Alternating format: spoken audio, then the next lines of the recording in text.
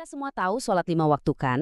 Nah, tapi dalam Islam ada loh ibadah-ibadah spesial lainnya yang dilakukan di waktu-waktu tertentu dan masing-masing punya keutamaan yang luar biasa. Hari ini kita bakal kupas tuntas 3 di antaranya, sholat Jumat, duha, dan tahajud. Pertanyaannya mungkin kedengeran simpel ya, tapi jawabannya ini bisa membuka pintu ke pemahaman spiritual yang lebih dalam. Jadi selain 5 pilar utama itu, sholat apa lagi sih yang begitu istimewa? Yuk kita cari tahu bareng-bareng dimulai dari yang paling menyatukan umat. Oke, kita mulai dari sholat Jumat. Coba deh jangan anggap ini sekedar ibadah biasa. Anggap aja ini kayak detak jantungnya komunitas muslim setiap pekannya. Jauh lebih dari sekedar pengganti sholat zuhur loh. Nah perhatiin deh, ada 3 kata kunci yang penting banget di sini. Pertama, ini wajib bagi laki-laki, jadi bukan pilihan. Kedua, berjamaah, yang artinya harus dilakukan bareng-bareng. Ini soal kebersamaan. Dan yang ketiga, ini adalah pengganti sholat zuhur, bukan tambahan. Jadi bobotnya gede banget. Terus, apa sih yang bikin sholat Jumat ini begitu spesial? Ya, syarat-syaratnya ini.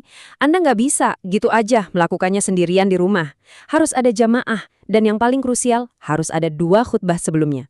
Khutbah ini bukan sekedar formalitas, tapi ini adalah pusat transfer ilmu dan nasihat mingguan buat seluruh komunitas. Strukturnya juga unik banget. Kita datang itu bukan cuma untuk sholat, tapi untuk mendengarkan. Ada 2 babak khutbah, dengan jeda singkat di tengahnya buat kita refleksi. Baru deh, setelah pikiran dan hati kita diisi, raga kita mengikuti dengan sholat 2 rakaat. Oh ya, buat yang belum tahu, rakaat itu 1 unit lengkap gerakan dan bacaan dalam sholat. Jadi ini perpaduan yang sempurna antara ilmu dan ibadah. Oke, dari suasana kebersamaan yang ramai, sekarang kita geser ke ruang yang lebih personal dan intim. Ada 2 permata tersembunyi nih dalam sehari semalam. Sholat duha di pagi hari dan sholat tahajud di tengah malam. Keduanya punya status yang sama, sangat dianjurkan atau biasa disebut sunnah muakkad. Kita awali dari pagi hari ya. Waktu matahari mulai menghangatkan bumi dan energi kita lagi di puncak-puncaknya. Nah, disinilah waktu untuk sholat duha. Semacam booster spiritual untuk memulai hari kita. Waktunya ini fleksibel banget, membentang dari pagi sampai menjelang siang. Ini tuh kayak sebuah jendela kesempatan yang kebuka lebar bagi siapa saja yang ingin memulai harinya dengan dosis ekstra rasa syukur dan doa. Nah, ini dia yang bikin sholat ini begitu mudah dicintai, fleksibilitasnya.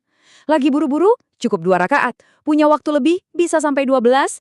Dan karena dikerjakannya per 2 rakaat, jadi gampang banget diselipkan di antara kesibukan pagi. Siapapun bisa melakukannya. Sekarang, bayangin kebalikannya. Dunia udah terlelap, notifikasi HP berhenti, dan yang tersisa cuma keheningan. Disinilah momen emas untuk sholat tahajud, sebuah percakapan yang super pribadi antara Anda dan Sang Pencipta. Coba perhatikan syarat uniknya. Anda harus tidur dulu. Ini bukan sekedar sholat malam biasa. Justru, tindakan bangun dari kenyamanan tidur itu adalah simbol pengorbanan dan kesungguhan yang luar biasa. Ini adalah ibadah yang memang butuh usaha ekstra. Soal jumlah rakaat, wah sebebasnya. Minimal 2, tapi setelah itu terserah Anda. Waktu terbaiknya, 1/3 malam terakhir.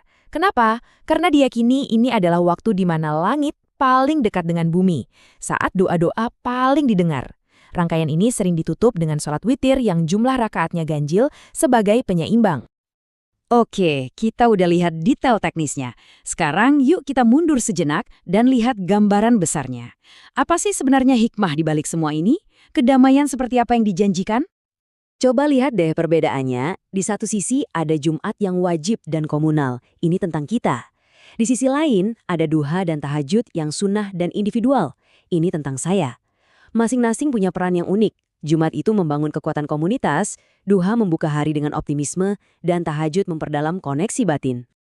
Inti dari sholat Jumat tuh ada di sini. Dipaksa bertemu setiap minggu di waktu yang sama, itu kan kayak latihan ya. Latihan untuk disiplin dan latihan untuk peduli satu sama lain. Inilah cara ibadah membangun sebuah masyarakat yang kuat dan solid. Kalau sholat duha, ini soal mulai hari dengan mindset yang benar. Ini adalah cara untuk bilang, terima kasih atas pagi ini dan tolong berkahi usaha saya hari ini. Sebuah kombinasi yang indah antara rasa syukur dan harapan yang akhirnya melahirkan optimisme. Dan yang terakhir, tahajud. Saat dunia bising di siang hari, malam menawarkan keheningan. Nah, ibagar inilah yang mengisi keheningan itu dengan ketenangan batin. Sebuah momen langka untuk benar-benar terhubung dengan diri sendiri dan Tuhan, yang dipercaya bisa mengangkat derajat spiritual kita. Jadi, kita lihat di sini ada sebuah keseimbangan yang indah ya. Ibadah-ibadah ini nggak berdiri sendiri. Sholat Jumat membangun kekuatan dari luar, memperkokoh komunitas. Sementara itu, duha dan tahajud membangun kekuatan dari dalam, memperkaya jiwa kita masing-masing.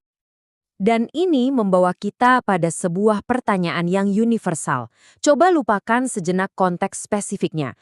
Pikirkan ini, bagaimana sebuah ritual, baik yang dilakukan bersama-sama ataupun sendirian, bisa memberikan kita struktur, komunitas, dan makna pribadi dalam hidup? Terima kasih telah menyimak.